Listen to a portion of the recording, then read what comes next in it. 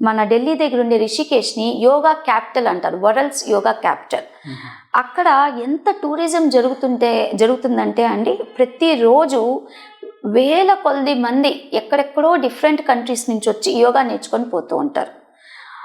అంతమంది బయట కంట్రీస్ నుంచి వచ్చి యోగా నేర్చుకుంటున్నప్పుడు అంటే ఎంత క్రేజ్ ఉందో గమనించండి. మన యువత కూడా యోగాని కాడి నేర్చుకొని కెరియర్ పరంగా తీసుకొని యోగాని స్ప్రెడ్ చేయడానికి మనం వేరే ఇతర దేశాలకు వెళ్ళొచ్చు. యూజువలీ యోగా టీచర్స్ని రిక్రూట్ చేసుకునేటప్పుడు వాళ్ళు ఇండియనా కాదా అని కొన్ని చోట్ల గమనిస్తారండి.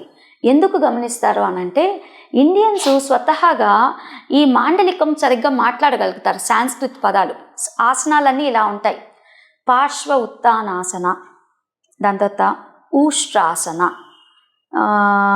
కౌడిన్యాసన, ఇలా పేర్లు కానీ చూస్తే మనకి సాంస్క్రిట్ పదాలు ఎక్కువ ఉంటాయి. ఇవి ఫారినర్సు అంత పలుకుతారు కానీ అంత చక్కగా పలకలేరు, ఉచ్చారణ కరెక్ట్గా ఉండదు. మన వాళ్ళకి బై డిఫాల్ట్ వచ్చేస్తుంది కాబట్టి మన వాళ్ళు ఈ ఫీల్డ్లోకి వెళ్తే మంచిగా షైన్ అవ్వగలుగుతారు.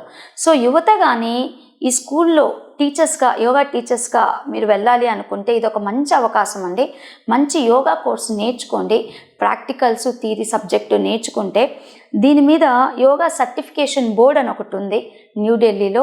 వాళ్ళు కండక్ట్ చేసే కోర్సెస్, లేదా మన దగ్గరైనా మన నెల్లూరులో కూడా కొన్ని ఇన్స్టిట్యూట్స్ లైక్ నయాగో స్కూల్ ఆఫ్ యోగా, యోగాలయము, ఇలాంటి మంచి సంస్థలు ఉన్నాయి.